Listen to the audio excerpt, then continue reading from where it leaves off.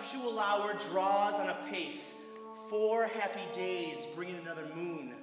But oh, methinks how slow this moon wanes. She lingers my desires like to a stepdame or a dowager, long withering out a young man's revenue. 4 days will quickly steep themselves in night. 4 nights will quickly dream away the time. And then the moon, like to a silver bow, new bent in heaven, shall behold the night of our solemnities. Hippolyta, I wooed thee with my sword, and won thy love, doing thee injuries. But I will wed thee in another key, with pomp, with triumph, and with reveling. Happy be Theseus, our renowned Duke. Thanks, good Aegeus. What's the news with thee? Full of vexation come I with complaint against my daughter, my child Hermia. Stand forth, Demetrius. My noble lord, this man hath my consent to marry her. Stand forth, Lysander. And my gracious Duke, this man hath bewitched the bosom of my child. Thou, Lysander, thou hast given her rhymes and interchanged love tokens with my child. Thou hast by moonlight at her window sung, with feigning voice verse of feigning love. Stolen the impression of her fantasy, with bracelets of thy hair, rings, gauds, conceits, necks, trifles, nosegays, sweet meats, and messengers of strong prevailment and unhardened youth. With cunning hast thou filched my daughter's heart, turned her obedience, which is due to me, to stubborn harshness. And my gracious Duke, be it so, will she not hear before your grace consent to marry with Demetrius? I beg the ancient privilege of Athens, as she is mine, I may dispose of her, which shall be either to this man or to her death, according to our laws provided in that case. What say you, Hermia?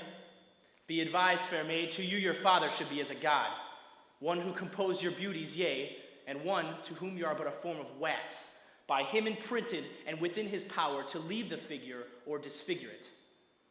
Demetrius is a worthy gentleman. So is Lysander.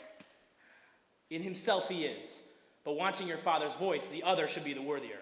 I would my father looked but with my eyes. Rather, your eyes must with his judgment look. I do entreat your grace to pardon me. I know not what power I made bold, nor how may concern my modesty. In such a presence here to plead my thoughts, but I beseech your grace that I may know the worst that may befall me in this case, if I refuse to wed Demetrius. Either to die the death, or to observe forever the society of men. Therefore, fair Hermia, question your desires. Know of your youth. Examine well your blood. Whether if you yield not to your father's choice, you can endure the livery of a nun. For I to be in shady cloister mewed, chanting faint hymns to the cold fruitless moon. Thrice blessed is they that master so their blood, to undergo such maiden pilgrimage. But earthly or happy is the rose distilled, with which withering on the virgin thorn grows, lives, and dies in single blessedness. So will I grow, so live, so die, my lord. Ere I will my virgin patent up into his lordship, whose unwished yoke my soul consents not to give sovereignty. Take time to pause, and by the next moon, the sealing day betwixt my love and me, for everlasting bond and fellowship, upon that day, either prepare to die for disobedience to your father's will, or to wed Demetrius as he would, or on Diana's altar, to protest for austerity and single life. Relent, sweet Hermia, and Lysander, yield thy crazed title to my certain right. You have her father's love, Demetrius. Let me have Hermia's. Do you marry him? Scornful Lysander, true he hath my love, but what is mine, my love shall render him. And she is mine, and all my right of her I do estate unto Demetrius. I am, my lord, as well derived as he, as well possessed. My love is more than his.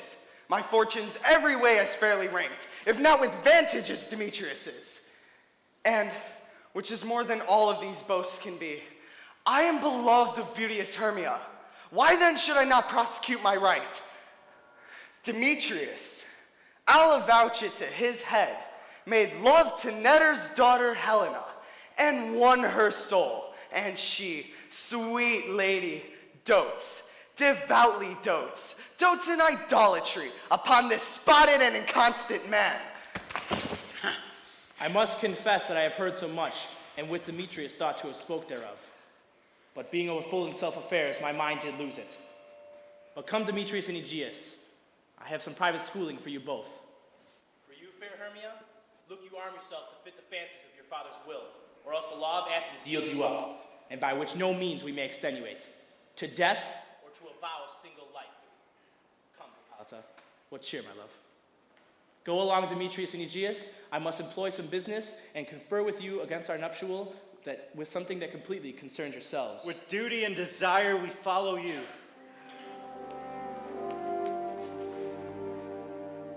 How now, my love? Why is your cheek so pale? How chance the roses there do fade so fast? Be like for want of rain, which I could well between the tempest of my eyes. Ay me, for aught that I could ever read, could ever hear by tale or history, the course of true love never did run smooth. Hear me, Hermia. I have a widow aunt, a dowager of great revenue, and she hath no child. Remote from Athens is her house, 7 leagues, and she respects me as her only son. There, gentle Hermia, may I marry thee? And to that place the sharp Athenian law cannot pursue us. If thou lovest me then, steal forth thy father's house tomorrow night, and in the wood, a league without the town, there I will stay for thee. My good Lysander, I swear to thee by Cupid's strongest bow, by all the vows ever men have broke, in number more than ever woman spoke. In that same place thou hast appointed me, tomorrow truly will I meet with thee. Keep promise, love. Look, here comes Helena. Godspeed, fair Helena. Whither away? Call you me fair? That fair can unsay. Demetrius loves your fair. Oh, happy fair, your eyes are lodestars, and your tongue sweet air, more tunable than the lark to the shepherd's ear, when wheat is green and when hawthorn buds appear. Sickness is catching, oh, or favor so. Yours I would catch, fair Hermia, ere I go. My ear should catch your voice, my eye your eye, my tongue should catch your tongue's sweet melody. Oh, were the world mine, Demetrius being baited, the rest I give to be to you translated. Oh, teach me how you look, and with what art you sway the motion of Demetrius' heart. I frown upon him, yet he loves me still. Oh, that your frowns would teach my smile such a skill. I give him curses, yet he gives me love. Oh, that my prayers could such affection move. Take comfort, he no more shall see my face. Lysander myself will fly this place. Before the time I did Lysander see, seemed Athens a paradise to me. Oh, then what graces my love do dwell, he hath turned to heaven onto hell. Helen, to our minds we will unfold. Tomorrow night, when Phoebe doth behold her silver visage in the watery glass, decking with liquid pearl the bladed grass, a time where lovers' flights doth still conceal, through Athens' gates we have devised to steal. And in the wood, where often you and I upon faint primrose beds were wont to lie, emptying our bosoms of their counsel sweet, there my Lysander myself shall meet. And thence from Athens turn away our eyes to seek new friends and stranger companies. Farewell, sweet playfellow, pray thou for us, and good luck grant thee thy Demetrius. Keep word, Lysander, we must starve our sight from lovers' food till morrow deep midnight. I will, my Hermia. Helena, adieu. As you on him, Demetrius dote on you. How happy some, or the other some can be. Well, through Athens I'm thought as fair as she. But what of that? Demetrius thinks not so. I will go tell him of fair Hermia's flight. Then to the woods will he tomorrow night pursue her. And for this intelligence, if I have thanks, it is a dear expense. But herein I mean to enrich my pain, to have his sight thither and back again.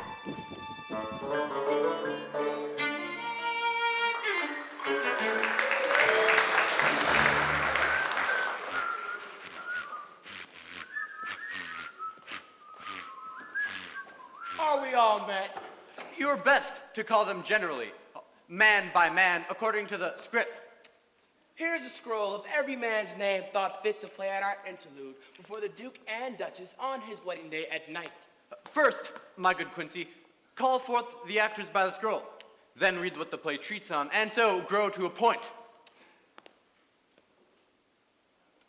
Our play is the most lamentable comedy and most cruel death of Pyramus and Thisbe.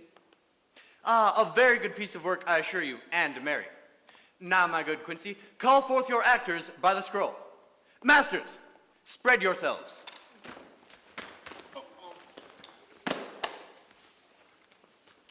Nick Bottom the Weaver. Ready? Name what part I am for, and proceed. You, Nick Bottom, are set down for Pyramus. What is Pyramus? A lover or a tyrant? A lover that kills himself most gallant for love. This will ask some tears in the true performing of it. If I do it, let the audience look to their eyes. I will move storms. I will condole in some measure. To the rest, yet my chief humor is for tyrant. I could play Heracles rarely, or a part to tear cat in, to make all split. The raging rocks and shivering shocks shall break the locks of prison gates. And Phoebus's car shall shine from far to make and mar the foolish fates. This was lofty.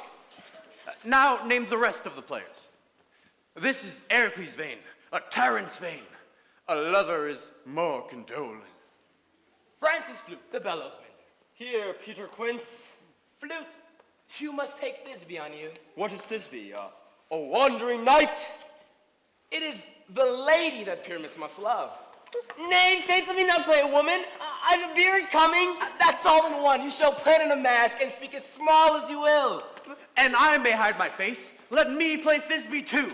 I'll speak in a monstrous little voice. Thisbe, Thisbe. Ah, Pyramus dear, thy lady dear and lover dear. Ooh. No! No! You must play Pyramus and Flute. You Thisbe. Proceed. Robin Starveling, the tailor. Here, Peter Quince. Robin Starveling, you must play Thisbe's mother.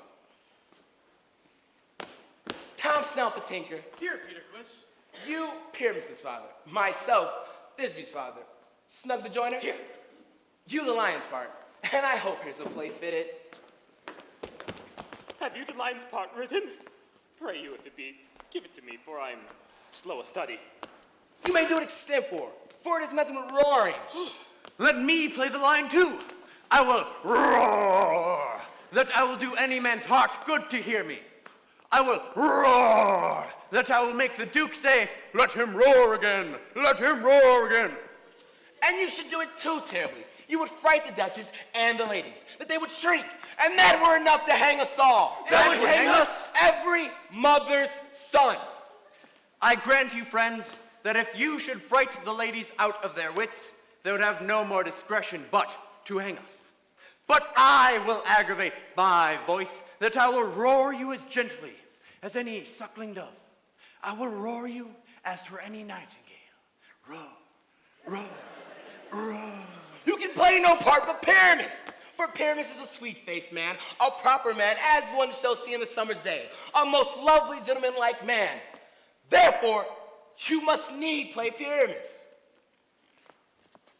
But masters, here are your parts, and I am to entreat you, request you, desire you to con them by tomorrow night, and meet me in the palace with a mile about the town. For if we were to meet in the city, we shall be dogged with company and our devices known. In the meantime, I will draw a bill of property such as our play wants. I pray you fill me that. There we'll meet, and we'll rehearse most obscenely and courageously. Take pains, be perfect. Adieu. At the Duke's Oak we meet. At the Duke's Oak! Enough. Hold or cut boast. Ooh.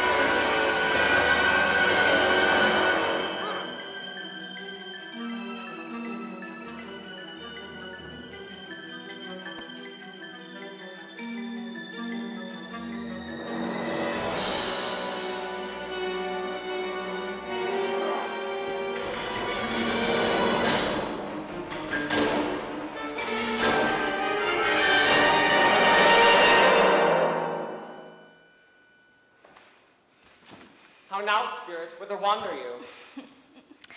Over hill, over dale, through bush, through briar, over park, over pale, through flood, through a fire. I do wander everywhere.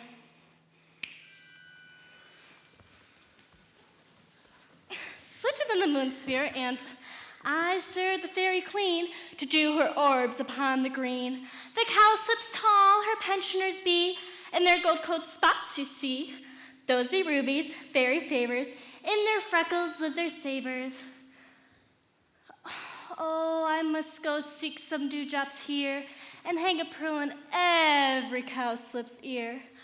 Farewell, thou lava spirits, I'll be gone. Our queen and all elves come here anon. The king doth keep his revels here tonight. Take heed the queen come not within his sight, for Oberon is passing fell and wrath, because that she is her attendant hath a lovely boy stolen from an Indian king.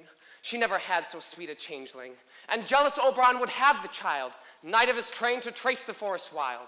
But she perforce withholds a loved boy, crowns him with flowers and makes him all her joy. And now they never meet in grove or green, by fountain clear or spangled starlight sheen. But they do square, that all their elves for fear creep into acorn cups and hide them there. Either I mistake your shape and make it quite, or else you are that shrewd and knavish sprite called Robin Goodfellow. Are not you he? Thou speakest right. I am that merry wanderer of the night. I jest to Oberon and make him smile, when I a fat and bean-fed horse beguile, neighing in likeness of a filly foal, and sometime lurk I in a gossip's bowl, in very likeness of a roasted crab, and when she drink, against her lip I bob, and on her withered dewlap pour the ale. The wisest aunt telling the saddest tale. Some time for 3-foot stool mistaketh me, then slip I from her bum, and down topples she. And then Taylor cries and falls into a cough, and then the whole choir hold their hips and laugh, and waxen in their mirth and knees and swear, a merrier hour was never wasted there. But room fairy, here comes Oberon. And here my mistress, would that he were gone.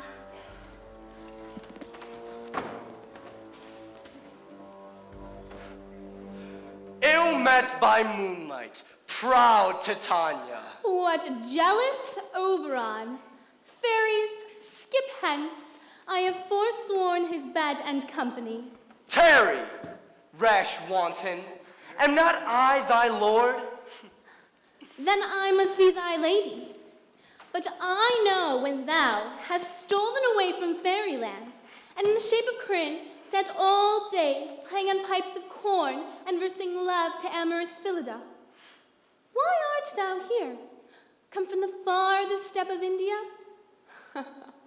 But forsooth, that bouncing Amazon, your buskin mistress and your warrior love, to Theseus must be wedded, and you come to give their bed joy and prosperity. How canst thou thus for shame, Titania? Glance at my credit with Hippolyta, knowing I know thy love Theseus. Didst thou not lead him through a glimmering night from Phrygia, whom he ravished, and made him with fair Aegle break his faith with Antiopa and Ariadne? These are the forgeries of jealousy, and never since the midsummer spring met we in hill and dale, forest or mead, by paved fountain or rushy brook, or in the beached margent of the sea, to dance our ringlets in the whistling wind. But with thy brawls thou hast disturbed our sport. Therefore the winds, piping to us in vain as in revenge, have sucked up from the sea contagious fogs, which falling in the land have every pelting river made so proud that they have overborne our continents. This same progeny of evils comes from our debate, from our dissension. We are their parents and original. Do you amend it then? It lies in you. Why should Titania cross her Oberon? I do but beg a small chainling boy to be my henchman. Set your heart at rest. The fairyland buys not the child of me. His mother was a votress of my order, and in the spiced Indian air by night, full often has she gossiped by my side, and sat with me on Neptune's yellow sands, marking the embarked traders of the flood. When we have laughed to see the sails conceive, and grow big-bellied of the wanton wind, which she, with pretty and swimming gait, following her womb, rich with my young squire, would imitate, and sail across the land to fetch me trifles and return again as from a voyage rich with merchandise. But she, being mortal of that boy, did die, and for her sake do I rear up her boy, and for her sake I will not part with him. How long within this wood intend you stay? Perchance till after Theseus' wedding day. If you patiently dance in our round and watch the moon revels, go. If not, shun me, and I shall spare your haunts. Give me that boy, and I will go with thee. Not for thy fairy kingdom. Fairies away, we shall tie down right if I longer stay. Well, go thy way. Thou shalt not from this grove till I torment thee for this injury. My gentle Puck, come hither. Thou rememberest once I sat upon a promontory and heard a mermaid on a dolphin's back utter such harmonious and dulcet breath that the sea grew civil at her song, and certain stars shot madly from their spheres just to hear the sea maiden's song. Oh, I remember. At that very time I sawest, but thou couldst not, flying between the cold moon and the earth, Cupid, a certain aim he took at a fair vestal thrown to the west, and loosened his love shaft smartly as if to pierce 100,000 hearts. But I might see young Cupid's fiery shaft quenched in the chaste beams of the watery moon. And the imperial vulturess passed on, in maiden meditation, fancy-free. But I marked where the bolt of Cupid fell. It fell upon a little western flower, before milk white, now purple with love's wound. And maidens call it love in idleness. Fetch me this flower, I shewed thee. The liquor of it laid on sleeping eyelid will make man or woman madly dote upon the next live creature that it sees. Fetch me this flower and be back here ere the Leviathan can swim a league. I'll put a girdle round about the earth in 40 minutes. Having once this juice, I'll watch Titania when she's asleep and lay the liquor of it in her eye. The next thing she waking look upon, be it a lion or a bear or a monkey or a meddling ape or a busy ape, she shall pursue it with the soul of love. And ere I take this charm off her sight, as I can with another herb, I will make her render her page to me. But who comes here? I'm invisible, and I will overhear this conference. I love thee not, therefore pursue me not. Where is Lysander and fair Hermia? The one I'll slay, and the other slayeth me. Thou toldest me they were stolen into this wood, and here I am, the woad within this wood, because I cannot meet my Hermia. Hence get thee gone, and follow me no more. You draw me, you hard-hearted adamant, but yet you draw not for iron, for my heart is true as steel. Leave you your power to draw, and I shall have no power to follow you. Do I entice you? Do I speak you fair? Or do I tell you in plainest truth that I will not, nor I cannot love you? And even for that, I do love you the more. I am your spaniel, and Demetrius, the more you beat me, I will fawn on you. Use me but as your spaniel. Spur me, strike me, neglect me, lose me. Only give me leave, as unworthy as I am, to follow you. What worser place can I beg in your love? And yet a place of high respect with me, than to be used as you used your dog. Tempt not too much the hatred of my spirit, for I am sick when I do look on thee. And I am sick when I look not on you. You do impeach your modesty too much. To leave the city and commit yourself into the hands of one that loves you not. To trust the opportunity of the night and the ill counsel of this desert place with the rich worth of your virginity. Your virtue is my privilege, for it is not night when I do see your face. Therefore I think we are not in night at all. Nor doth this wood lack the world's company. For you, in all my respect, are the world. And how can you say I'm alone when all the world is here to look on me? I'll run from thee and hide thee in the brakes, and leave thee to the mercy of wild beasts. The wildlife has not such a heart as you. Run when you will, the story hath been changed. Apollo flies and Daphne holds a chase. The dove pursues the griffin. The mild hind makes speed to catch a tiger, bootless speed. When the cowardice pursues, the valor flies. I'll not stay thy questions. Let me go, but do not believe, but I shall do thee mischief in this wood. I in the temple, in the town, in the field, you do me mischief, Phi Demetrius. Your wrongs do set a scandal on my sex. We cannot fight for love as men may do. We should be wooed, and we're not made to woo. I'll follow thee, and make a heaven of hell, to die upon the hand I love so well. Well, fare thee well, nymph. Ere he do leave this grove, thou shalt fly, and he shall pursue thy love. Welcome, wanderer. Hast thou the flower there? Hi, there it is. Ah, I pray thee give it me. I know a bank where the wild thyme blows, where oxlips and nodding violets grow, over canopied with luscious woodbine, where sweet musk grows, with elegantine. And there sleeps Titania sometimes of the night, lulled in these flowers with dances and delights. And there the snake throws her enabled skin, weed wide enough to wrap a fairy in. And with the juice of this I'll streak her eye, and make her full of hateful fantasies. But take thou some of it, and go through this grove. A young Athenian lady is in love with a disdainful youth. Anoint his eyes, so that the next thing he espies may be the lady. Thou shalt know the man by the Athenian garments he hath on. Affect it with some care, so that he may prove more fond on her than her upon her love. And be back here ere the first cock crow. Fear not, my lord, your servant shall do so.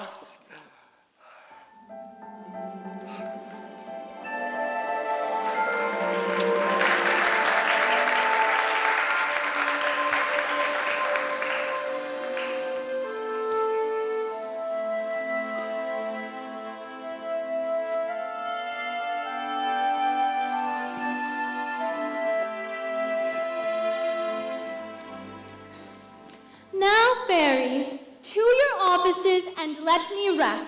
Hence away, now all is well. One aloof, stand sentinel.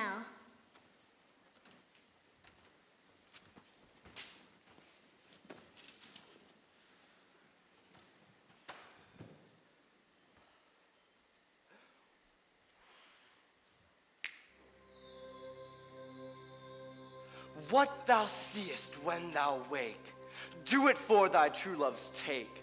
Love and languish for his sake, be it once or cat or bear, part or board with bristled hair. In thy eye it shall appear, when thy wake, it is thy dear. Wake when some vile thing is near.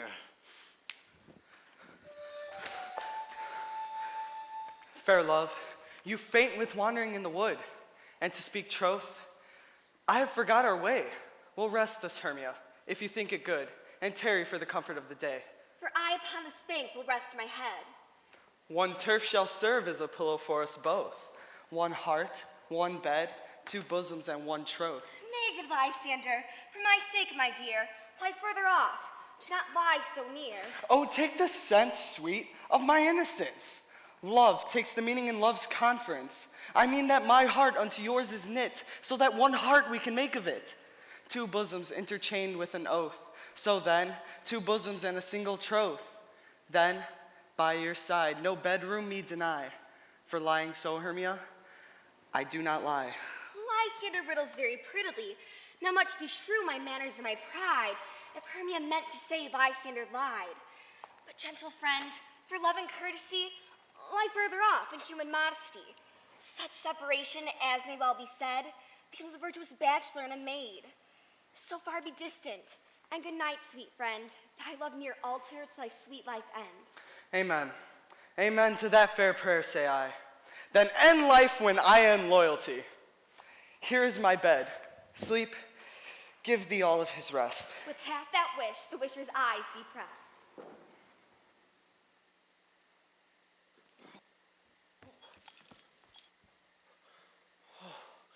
Through the forest have I gone, but Athenian found I none.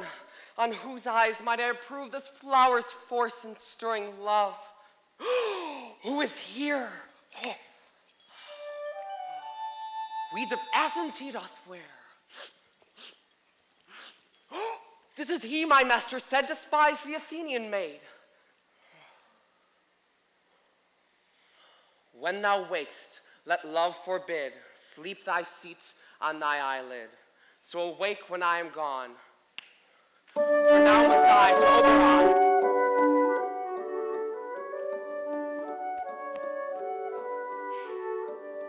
Kill me, sweet Demetrius. I charge thee hence, so do not haunt me thus. Oh, wilt thou, darkling, leave me? Do not so. Stay on thy peril. I alone will go. I'm out of breath in this fond chase. The more my prayer, the lesser is my grace. Happy is Hermia, wherever so she lies, for she hath blessed and attractive eyes. How came her eyes so bright? Not with salt and tears. If so, my eyes are oftener washed than hers. No, I'm as ugly as a bear, for beasts and Mimi do run away for fear. Therefore no marvel Demetrius do, as a monster fly my presence thus. What wicked and dissembling glass of mine may be compared to Hermia's fiery eye? But who is here? Lysander, the ground, dead, or asleep?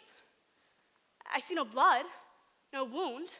Lysander, if you live, good sir, awake. And run through fire I will for thy sweet sake. Transparent Helena, nature shows art, that through thy bosom makes me see thy heart. Where's Demetrius? Oh, how fit a word is that vile name to perish on my sword. Do not say so, Lysander. Say not so. What though he love your Hermia? Lord, what though? Yet Hermia loves you still, then be content. Content with Hermia? No, I do repent the tedious minutes I with her have spent. Not Hermia, but Helena I love. Who would not change a raven for a dove? The will of a man is by his reason swayed, and reason says, you are the worthier maid. Things growing are not ripe till their season. So I, being young, till now ripe not to reason. And touching now the point of human skill, reason becomes the marshal to my will, and leads me to your eyes, where I o'erlook love's stories written in love's richest book. Wherefore was I to this keen mockery born? What at your hands did I deserve this scorn? Is it not enough? Is it not enough, young man, that I never did? No, nor never can, deserve a sweet look from Demetrius' eye. Must you flout my insufficiency? Good troth you do me wrong, good sooth you do. In such a disdainful manner me to woo.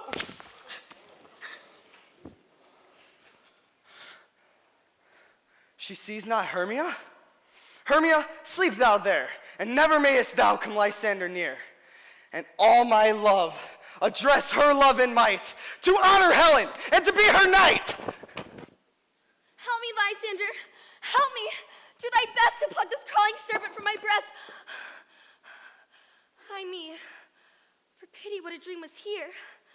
Lysander, look how I do quake with fear. Methought a serpent eat my heart away. You sat smiling at his cruel prey. Lysander? What? Removed? Lysander, Lord! What? Out of hearing gone? No sound, no word? Alack! Where are you? Speak! And if you hear, speak of all loves! I swoon almost with fear. No, and I well perceive you all not nigh. If or death or you, I'll find immediately.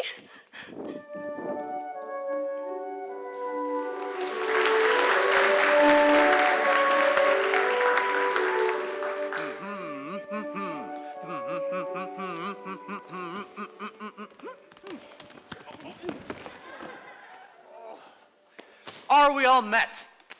Pet. And here's a marvelous, convenient place for our rehearsal. This green plot shall be our stage. This hawthorn brake our tiring house.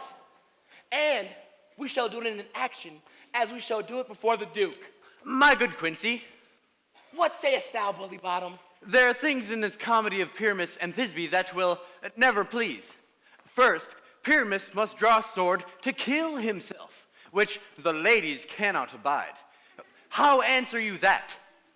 I believe we must leave the killing out when all is done. Not a whit. I have a device to make all well. write me a prologue, and let the prologue seem to say we will do no harm with our swords, and that Pyramus is not killed indeed. And for the more better assurance, tell them that I, Pyramus, am not Pyramus, but Bottom the Weaver. This will put them out of fear. Well, we have such a prologue, and it shall be written in 8 and 6. No, make it 2 more. Let it be 8 and 8. Yay, yay. The ladies, be afeard of the lion. I fear it, I promise you. Masters, you ought to consider with yourselves. To bring in, God shield us, a lion among ladies is a most dreadful thing. For there is not a more fearful wild fowl than your lion living, and we ought to look to it. Therefore, another prologue must tell he is not a lion. Nay, he must name his name, and half his face must be seen through the lion's neck, and he himself must speak through, saying thus, or to the same defect, ladies, oh, fair ladies, I would wish you, I would request you, I would entreat you, not to fear, not to tremble, my life for yours. If you think I come hither as a lion, it were pity of my life. No, I am no such thing. I am a man, as other men are. And there indeed, let him name his name and tell them plainly he is Snug, the joiner. Well, it shall be so.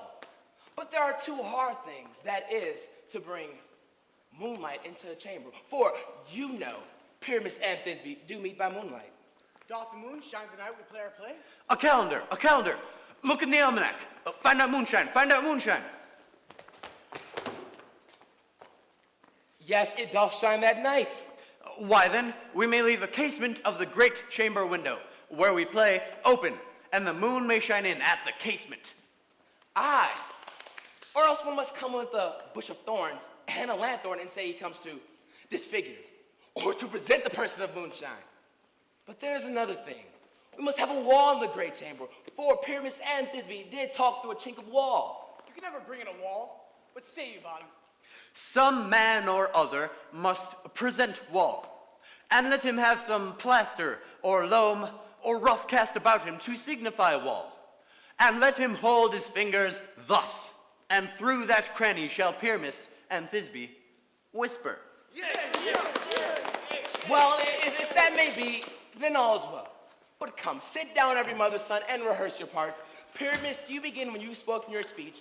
Enter into that break, and so everyone according to his cue. What hempen homespuns have we swaggering here, so near the cradle of the fairy queen? What a play toward! Oh, I'll be an auditor, an actor too, perhaps, if I see cause. Pyramus, speak. Thisbe, stand forth. Thisbe, the flowers of odious savors. Thisbe, the flowers of odious savors. Thisbe, the flowers of odors, savors sweet. So hath thy breath, my dearest Thisbe dear. But hark, a voice. Stay thou but here a while, and by I will to thee appear. A stranger, Pyramus, an air played here. Must I speak now? Aye, very must you. For you must understand he goes but to see the noise that he heard, and is to come again. Most radiant Pyramus, most lily white of hue, of color like red rose on triumphant briar, most briskly juvenile and eke, most lovely Jew, as truest horse and yet would never tire. Thisbe crosses down stage right. I'll meet thee, Pyramus, at Ninny's tomb. Not at his tomb, man! For you must not speak that yet, that you answer to Pyramus. You speak all your part at once, cues and all. Pyramus, enter! Your cue is never tire. As truest horse and yet would never tire, Thisbe. If I were fair, Thisbe, I were only thine. Oh, monsters! Oh, strange! We are haunted masters, brave masters, fly masters, help! Oh, I'll follow you, I'll lead you about around, through bog, through brake, through bush, through briar. Sometime a horse I'll be, sometime a hound, a hog, a headless bear, sometime a fire, and neigh and grunt and bark and roar, like horse, hound, hog, bear, fire at every turn. Why do they run away? This is a knavery of them to make me afeard. Oh, Bob, thou art changed. What do I see on thee? What do you see? You see an asset of your own, do you? Bless thee, Bottom. Bless thee. Thou art translated. I see their knavery. This is to make an ass of me, to fright me if they could. But I will not stir from this place, do what they can. I will walk up and down here, and I will sing to show I am not afraid. Oh, green leaves you do me wrong, to cast me off this ground. What angel wakes me from my flowery bed? I pray thee, gentle mortal, sing again. Mine ear is much enamored of thy note, so is mine eye enthralled by thy shape. And thy fair virtues, force perforce, doth move me on the first view to say, to swear I love thee. Methinks, mistress, you should have little reason for that. And yet, to tell truth, reason and love keep little company together nowadays. Thou art as wise as thou art beautiful. Not so neither. But if I had wit enough to get out of this wood, I'd have enough to serve mine own turn. Out of this wood do not desire to go. Thou shalt remain here, whether thou wilt or no. I am a spirit of no common rate, and the summer still tends upon my state. And I do love thee. Therefore, go with me. I'll give thee fairies to attend on thee. Peas blossom, cobweb, mustard seed, moth, and firefly.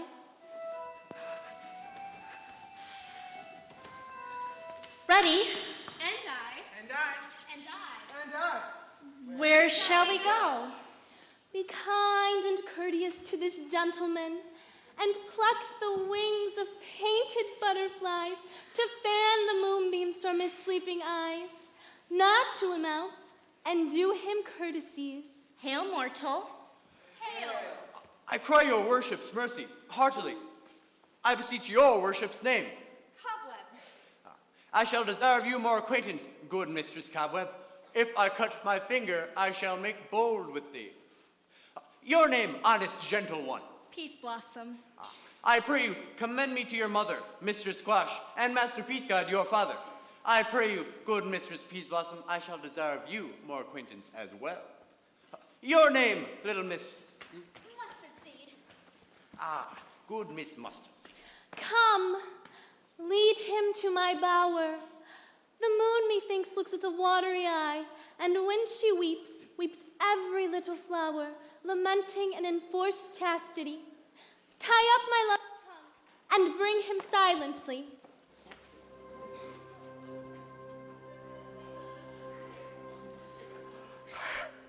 Well, this turns out better than I could have devised. But hast thou yet latched the Athenian's eyes with the love juices I bid thee do? I took him sleeping, and that is finished too. And the Athenian woman by his side, that when he waked, of force she must be eyed. Stand close. This is the same Athenian. Oh, this is the one. Oh, not this, the man. Oh, why rebuke you him that loves you so? My breath so bitter on your bitter foe. Now I would chide, but I could use thee worse. For thou, I fear, hast given me cause to curse. If thou hast slain Lysander in his sleep, being o'ershoes in blood, plunge in the deep, and kill me too. The sun was not so true unto the day as he to me. Would he have stolen away from sleeping Hermia?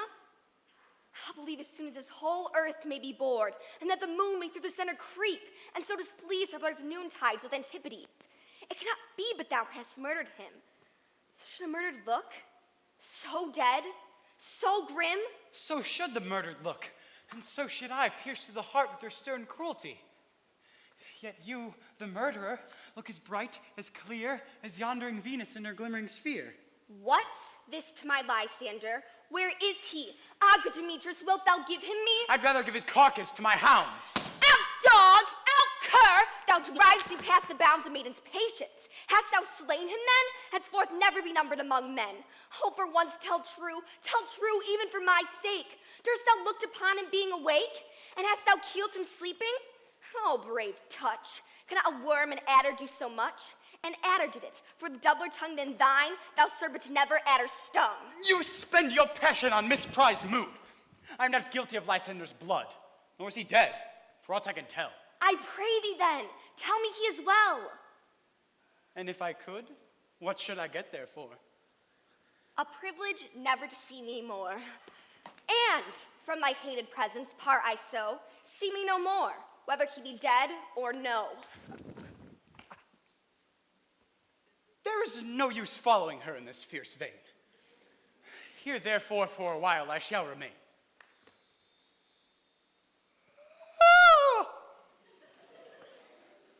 So sorrow's heaviness doth heavier grow.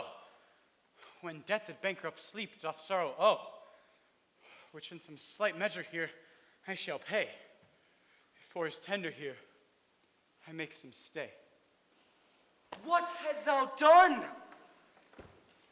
Thou hast mistaken quite, and laid the love juice on some true love sight. Of thy misprison must perform ensue, some true love turned, and not a false turned true. Well, then fate o'errules, that one man holding troth, a million fail, confounding oath on oath. Go about this wood swifter than wind, and Helen of Athens look thou find. By some illusion thou bring her here. I will charm his eye against she do appear. I go. Look how I go, swifter than arrow from the target bow.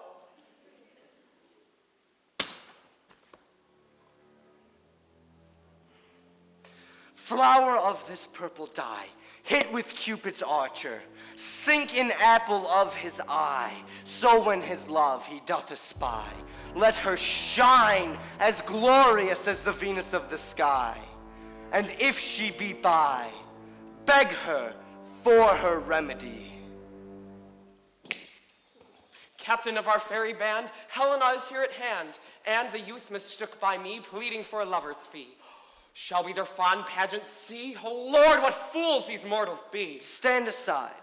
The noise they make will cause Demetrius to awake. Then we'll two at once woo one. That must needs be sport alone, and those things do best please me that befall preposterously. How can these things in me seem scorn to you, bearing the badge of faith to prove them true? You do advance your cunning more and more, when truth kills truth. Oh, devilish holy fray! These vows are Hermia's. Do you give her o'er? Your vows to her and me, put in two scales, will even weigh, both as light as tails. I had no judgment when to her I swore. Nor none in my mind now when you give her o'er. Demetrius loves her, and he loves not you. Oh, Helena! Goddess, nymph, perfect, divine.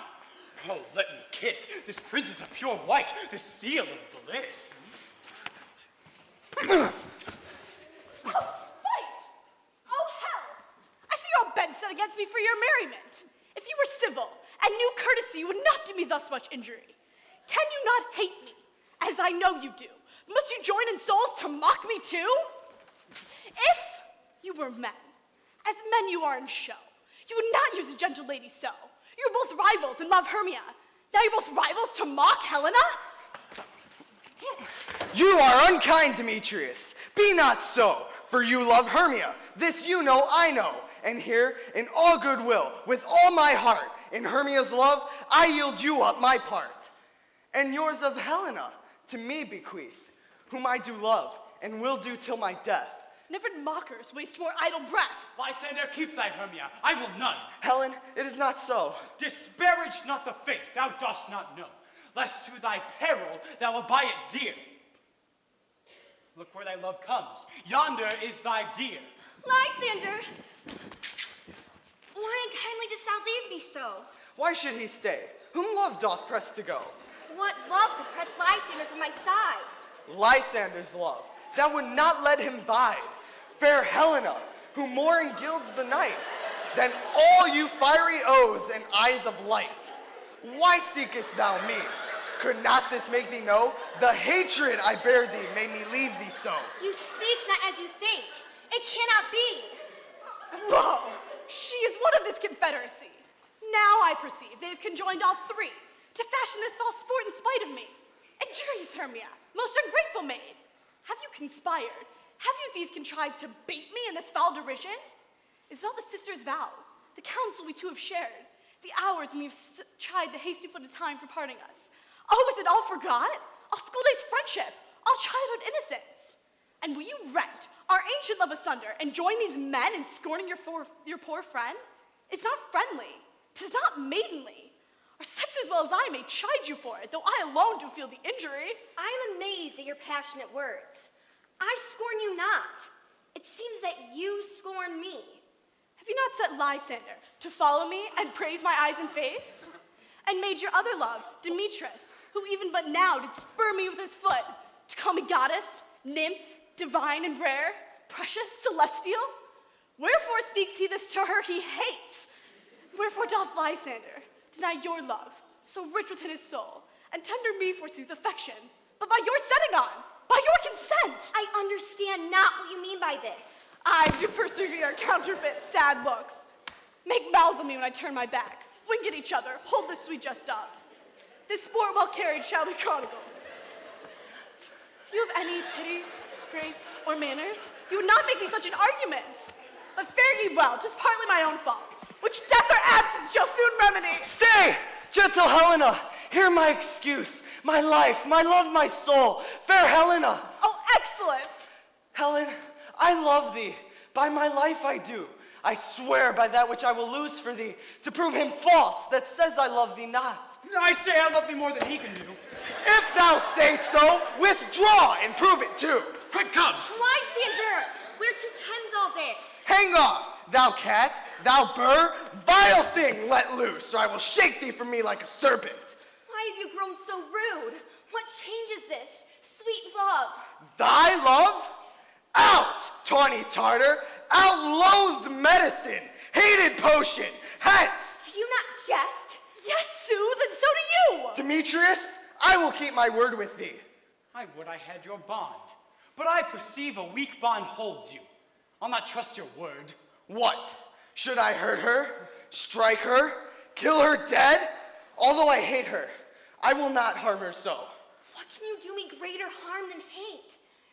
Hate me wherefore? Oh me, am I not Hermia? Not you, Lysander? I'm as fair now as I was erewhile.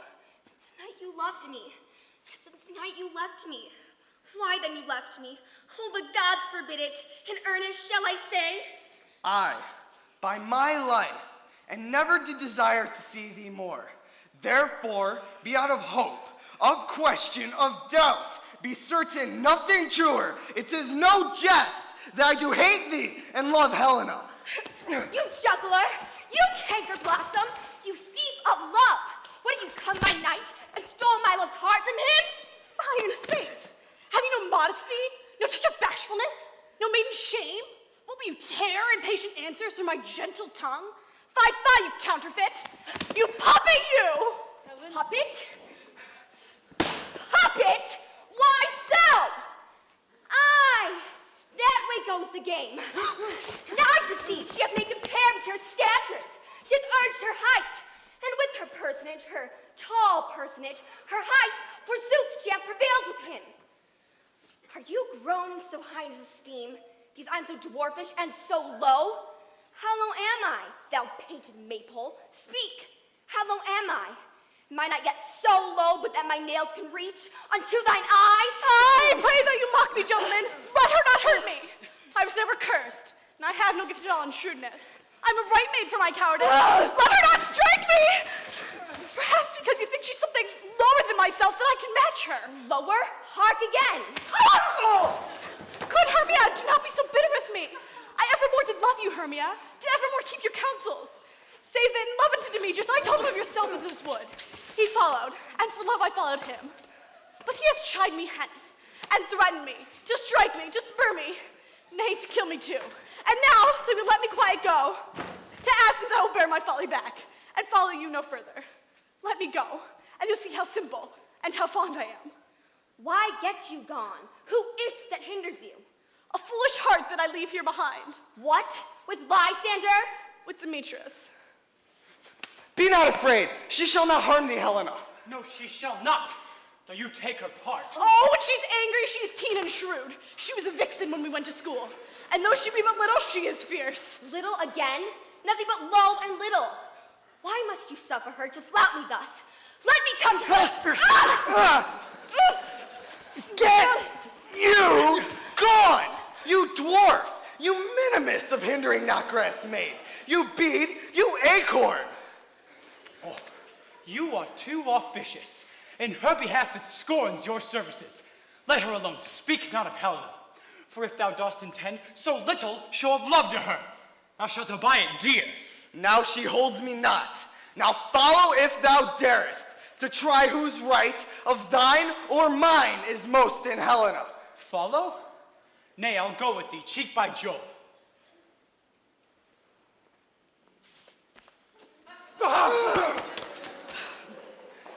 You, mistress, all this coil is long of you. Nay, not go back. I will no longer trust you. I no longer stay in your cursed company. Your hands and mine are quicker for a fray. My legs are longer, though, to run away. I'm amazed, and know not what to say. This is thy negligence. Still thou mistakest, or else commit these knaveries willfully. Believe me, King of Shadows, I mistook. Did you not tell me that I should know the man by the Athenian garment he had on? And so far blameless proves my enterprise, that I have anointed an Athenian's eye. And so far I am glad it did so sort, as their jangling I esteem a sport. Seekest thou these lovers, seek a place to fight. High therefore, Robin, overcast the night. The stark and welkin cover thou anon, with drooping fog as black as Acheron. And lead these testy rivals so astray, that one will not come within another's way.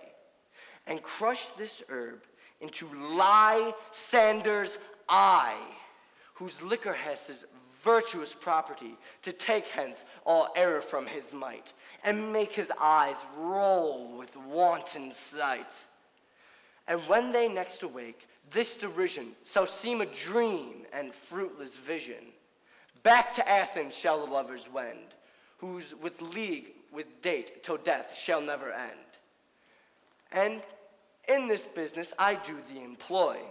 I'll to my queen and beg her Indian boy, and her charmed eye release from monstrous view, and all things shall be peace. My fairy king, this must be done with haste, for night's swift dragons cut the clouds full fast, and yonder shines Aurora's harbinger. But notwithstanding haste, and make no delay, we may effect this business yet ere day. Up and down, I will lead them up and down. I am feared in field and town, goblin lead them up and down. Here comes one. Where art thou, proud Demetrius? Speak thou now. Here, villain, drawn and ready. I will be with thee straight. Follow me then to plainer ground. Lysander! Speak again. In some bush, where dost thou hide thy head? Thou coward, art thou bragging to the stars, telling the bushes that thou look'st for wars and wilt not come? Come, recreant, come thou, child. He is defiled that draws a sword on thee. Yea, art thou there? Follow my voice, we'll try no manhood here. He goes before me, and still he dares me on. When I come where he calls, then he is gone. The villain is much lighter heeled than I. I followed fast, but faster he did fly.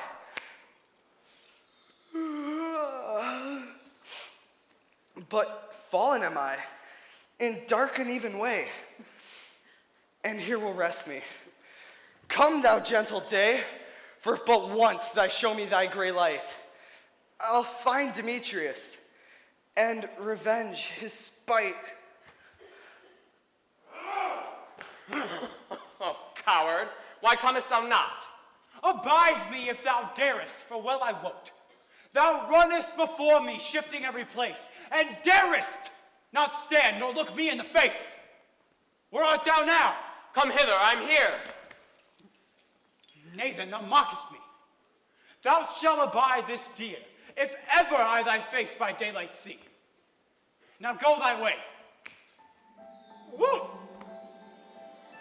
faintness constraineth me to measure out my length on this cold bed. By day's approach, looks to be visited. Oh, weary night, oh long tedious night, abate thy hour, and shine thy comforts from the east. Then I be back to Athens by daylight, from these that my poor company detest. And sleep, that sometimes shuts up sorrow's eye. Steal me away a while, from my own company. Yet but three, come one more. Two of both kinds make up four. Oh, here she comes, cursed and sad. Cupid is a knavish lad, thus to make poor females mad. Never so unweary, never so in woe, bedabbled with dew and torn with briars. I can no further crawl, no further go. My legs can keep no pace with my desires. Here is where I'll rest me till the break of day. Heaven shield Lysander, if they mean a fray. On the ground, sleep sound. I'll apply to your eye, gentle lover, remedy.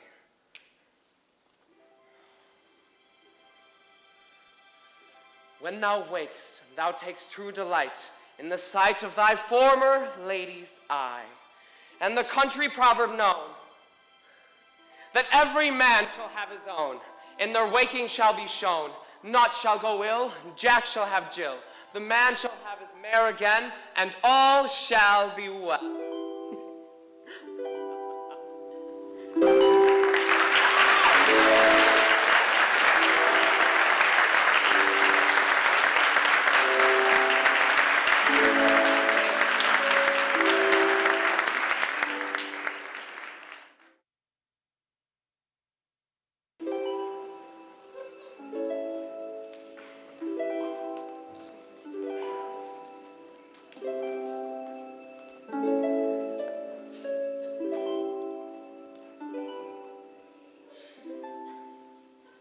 Come, sit thee down upon this flowery bed, while I thy amiable cheeks do coy, and stick musk roses in thy sleek smooth head, and kiss thy fair large ears, my gentle joy.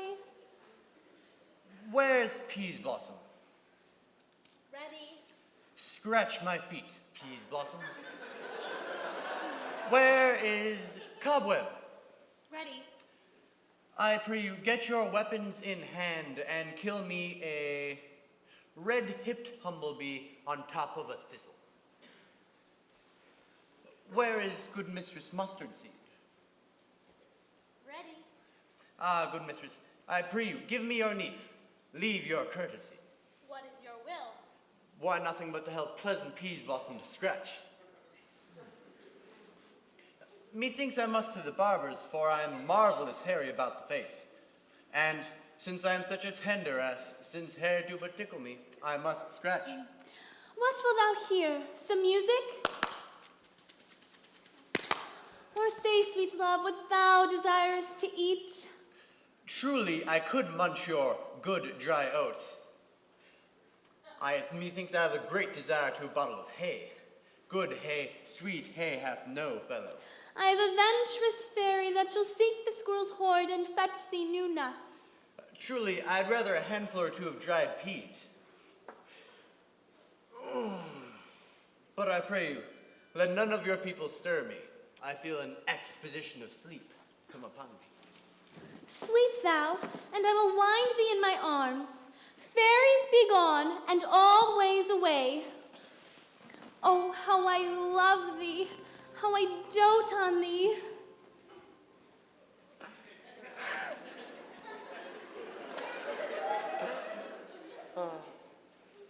Welcome, Robin. Seest thou this sweet sight? Her dotage I do begin to pity. Ah, and now I have my boy. I will take this hateful imperfection off her eye. But first, take this transformed scalp off the head of the Athenian swine, so that he may awake with the others, and again to Athens and fix this repairs. and think no more this night's accidents, but a fierce vexation of a dream. But first, I'll to my queen.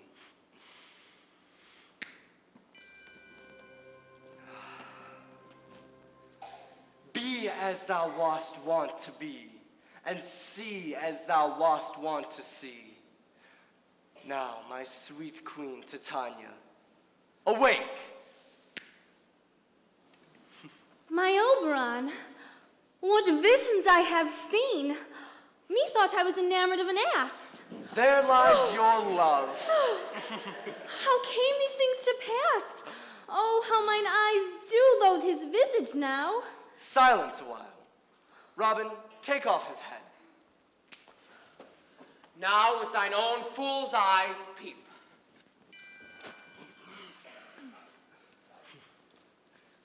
Sound music, and come, my queen, and rock the ground on where these mortals be. My fairy king, attendant Mark, I do hear the morning lark.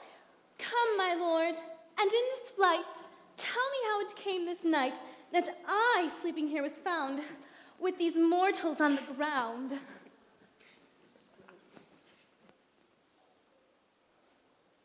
Fair queen, up to the mountain's top, and mark the musical confusion of hounds and echo in their conjunction. I was with Hercules and Cadmus once, when in the wood of Crete they bayed the bear with hounds of Sparta. Never did I hear such gallant chiding, for besides the groves, the skies, the fountains, every region near seemed all one mutual cry. Never did I hear so musical a discord, such sweet thunder. My hounds are bred out of the Spartan kind, so flued, so sanded, with heads that are hung with ears that sweep away the morning dew. But soft, what nymphs are these? My lord, this is my daughter here asleep, and this Lysander, this Demetrius's, and Helena, old Nader's Helena. I wonder if they're being here together. No doubt they rose up early to observe the rite of May, and hearing our intent, they came and graced our solemnity. But speak, Aegeus, is this not the day that Hermia should give the answer of her choice? It is, my lord. Good Philostrate, I bid thee wake them.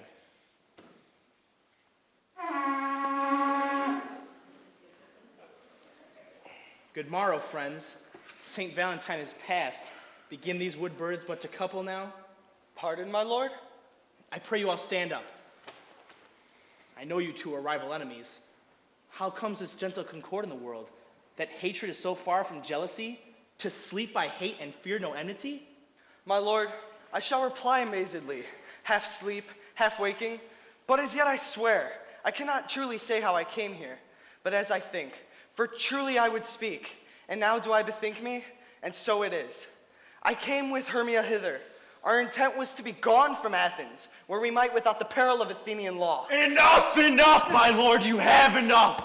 I beg the law upon his head. They would have stolen away Demetrius, they would, thereby to have defeated you and me, you of your wife and me of my consent that she should be your wife.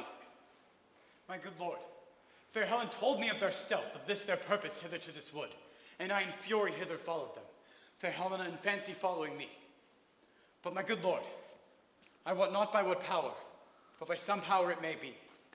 My love for Hermia melted as the snow. Seems to me now as the remembrance of an idol god, which in my childhood I did dote upon, and now the faith and virtue of mine heart, the object and pleasure of mine eye,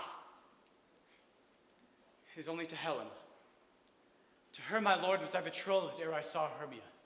But as in sickness I did loathe this food, but as in health come to my natural taste, and now I do wish it, love it, long for it, and will evermore be true to it. Fair lovers, you are fortunately met. Of this discourse we will hear more anon. Aegeus, I will overbear your will. For in the temple by and by with us, these couples shall be eternally knit. And with the morning now as something worn, our purpose hunting shall be set aside. Away with us to Athens, 3 and 3. We'll hold a feast in great solemnity. Come, Hippolyta. Why then, we are awake. Let's go with them, and by the way, let's recount our dreams.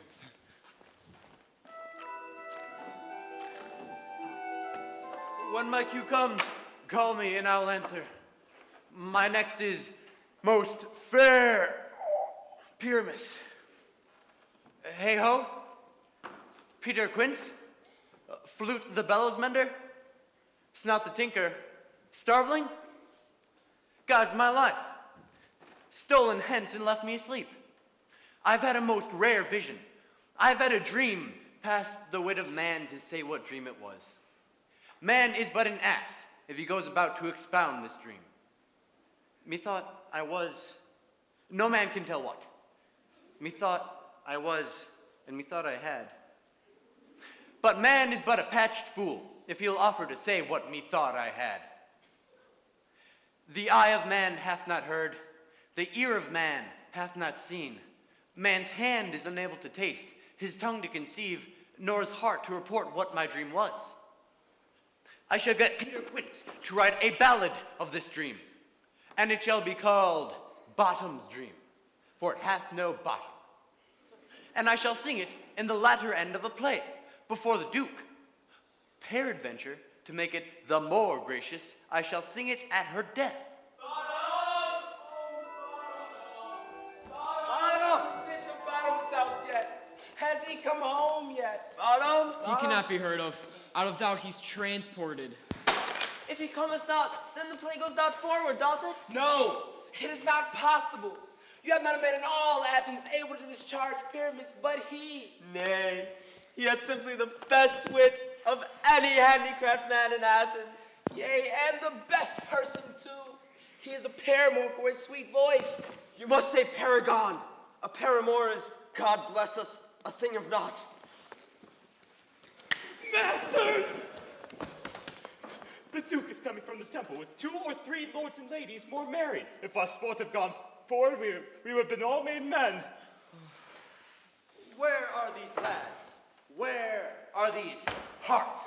Bottom! Oh, most gracious day, oh, most happy hour. Masters, I am to discourse wonders, but ask me not what, for if I tell you, I am no true Athenian. All right. I shall tell you everything, right as it fell out. Let us hear, sweet Bottom. Not a word from me. All that I will tell you is that the Duke hath dined. Get your apparel together, new strings to your beards, good ribbons to your pumps. Every man, look o'er his part and meet me presently at the palace. For the long and the short of it is, our play is preferred. In any case, let Thisbe have clean linens, and let not him that plays the lion pare his nails, for they shall hang out of the lion's claws. And, my dear actors, eat no garlic nor onions, for we are to utter sweet breath. And I do not doubt but to hear them say it is a sweet comedy. No more words. Away, go away.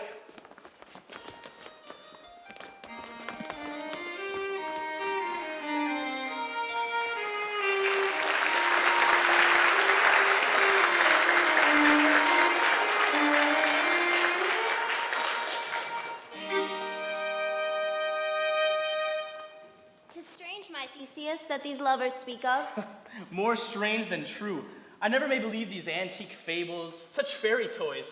Lovers and madmen have such seething brains, such shaping fantasies that apprehend more than cool reason ever comprehends. The lunatic, the lover, and the poet have an imagination all compact.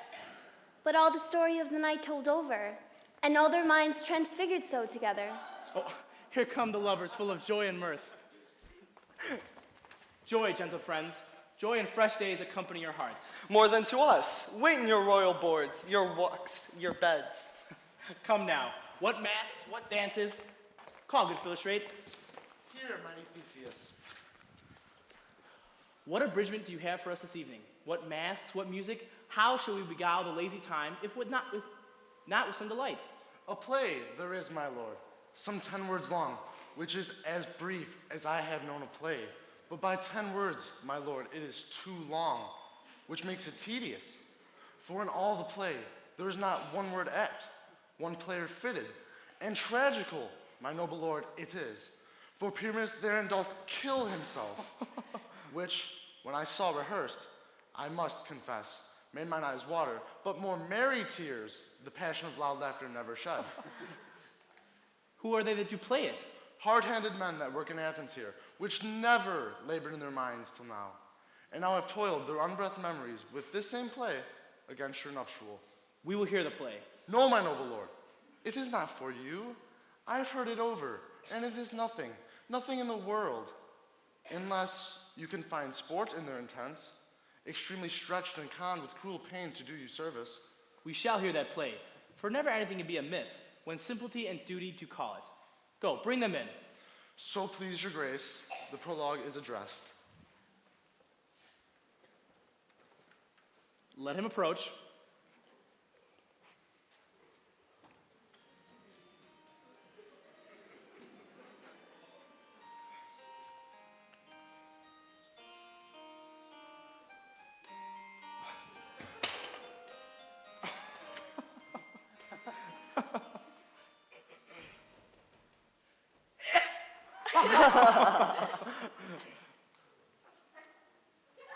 If we offend, it is with goodwill that you should.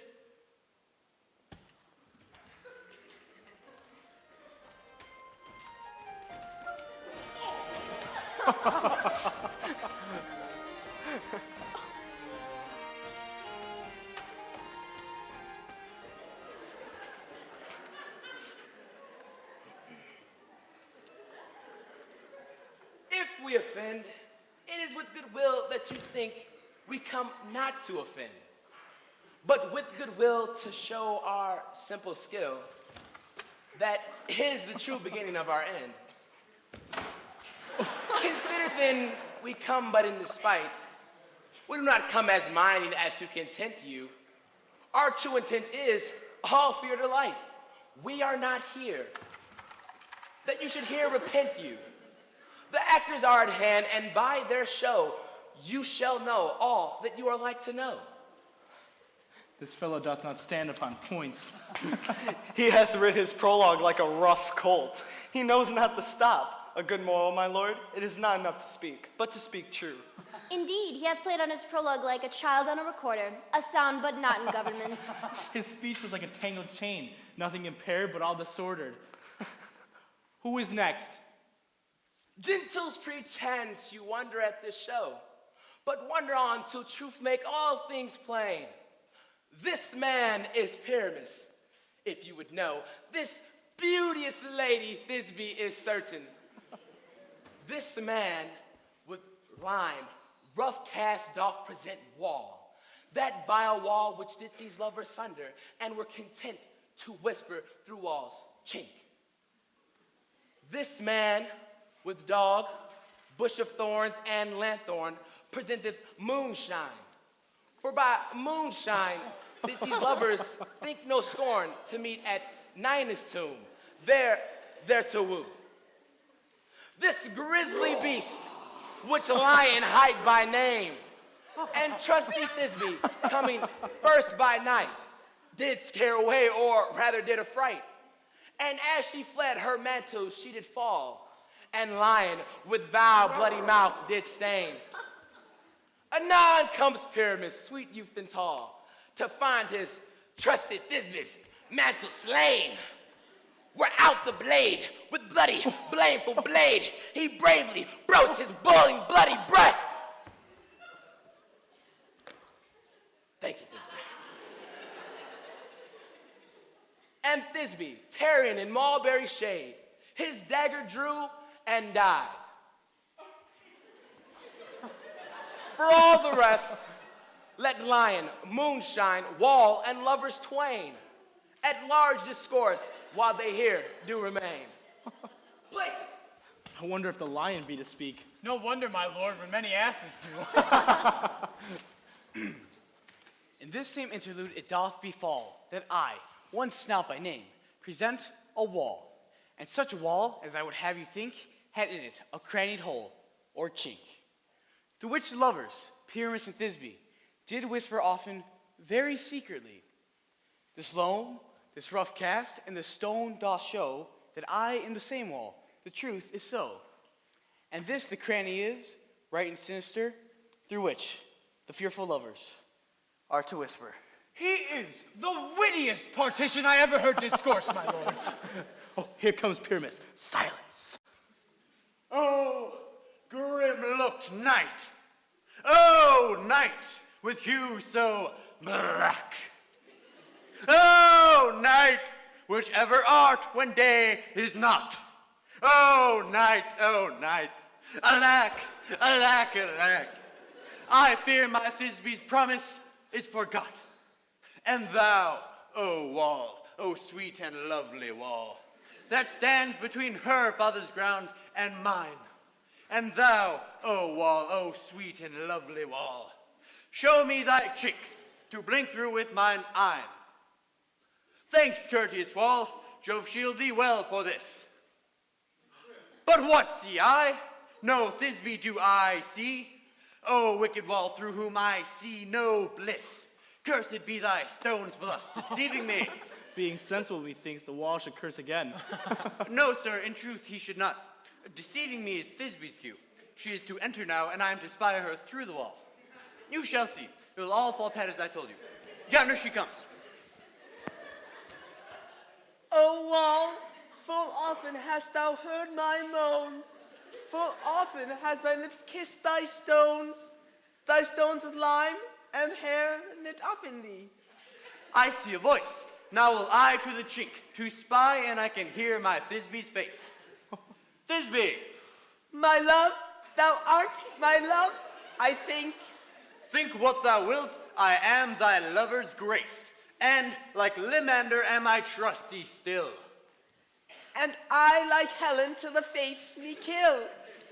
Not as shaftless to Procris was so true. As shaftless to Procris, I to you. Oh, kiss me through the whole of this vile wall. I kiss the walls, all not yours at all. Wilt thou at Ninny's tomb meet me straight away? Tide life, tide death, I come without delay. Thus have I, wall, my part discharged so, and I, being done, wall away doth go. This is the silliest stuff that ever I heard. Oh, here come two noble beasts, a man and a lion. You ladies, you whose gentle hearts do fear the smallest monstrous mouse that creeps on the floor, may now perchance quake and tremble here, for when a lion's rough and the wildest rage doth roar, then know that I, once snug to join her, am a lion's fell, nor else a lion's dam. If I should, as a lion come and strike into place, trip pity on my life. A very gentle beast, of a good conscience. The very best of beasts that I ever saw. This lanthorn doth the horned moon present. He should have worn the horns on his head.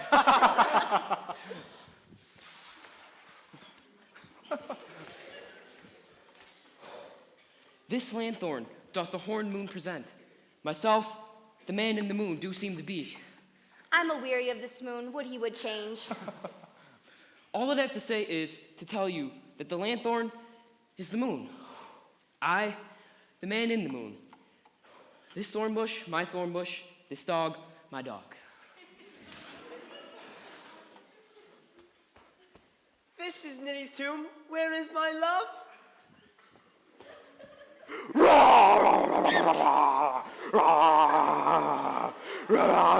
run, Thisbe. Oh. Well roared, lion. Well shown, moon. Truly, the moon shines with a good grace. Well moused, lion. And then came Pyramus. I thank thee, moon, for thy sunny beams. I thank thee, moon, for shining now so bright. For by thy gracious, golden, glittering gleams I trust to take of truest Thisbe's sight. But stay, O spite! But mark, poor night, what dreadful dole is here. Eyes, do you see? How can it be, O dainty duck, oh dear?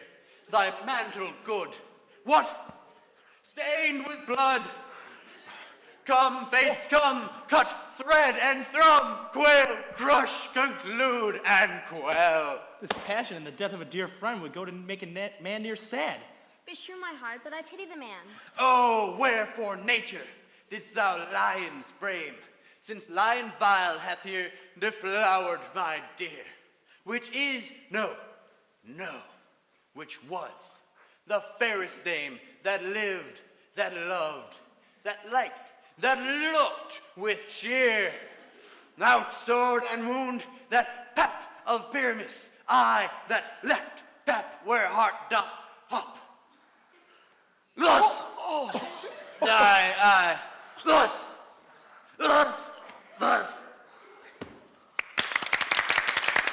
Now am I dead.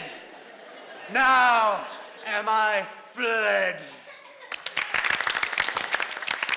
Sun, lose thy light.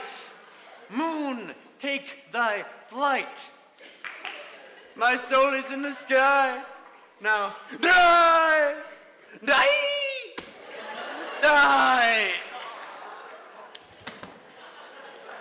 No doubt.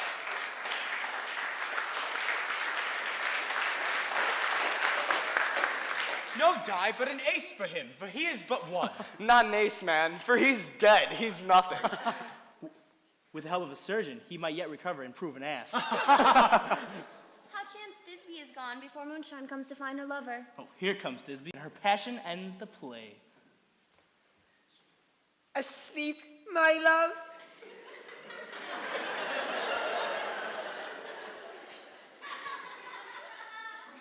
What? Dead, my dove? Oh, Pyramus, arise, arise. Dead, a tomb must cover thine eyes. These lips, my lips, this cherry nose, these yellow cowslip cheeks. Are gone.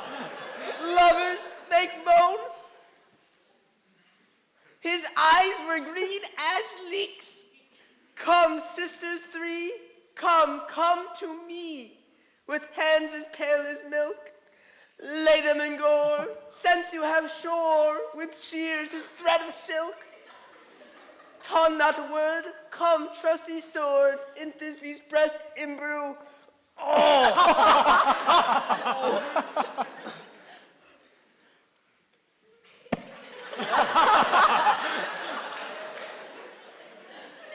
And farewell, friends. Thus Thisbe ends. Adieu, adieu, adieu.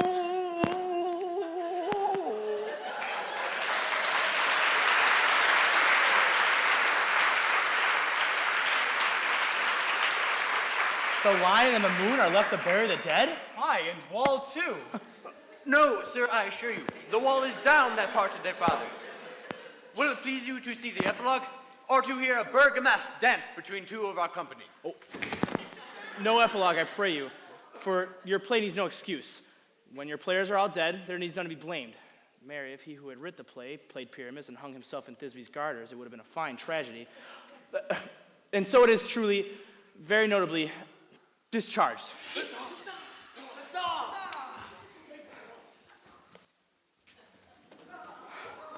The iron tongue of midnight hath told 12. Lovers to bed, 'tis almost fairy time.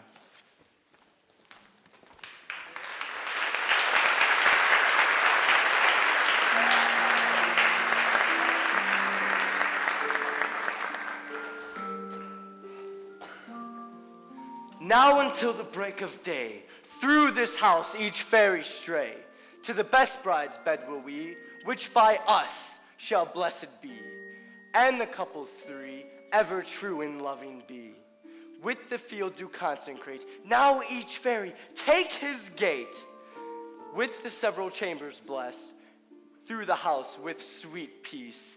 And the owner of it blessed. Ever shall in safety rest. Now everyone trip away. And make no stray.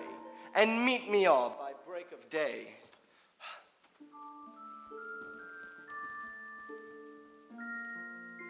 If we shadows have offended, think but this, and all is mended, that you have but slumbered here while these visions did appear, and this weak and idle theme no more yielding but a dream.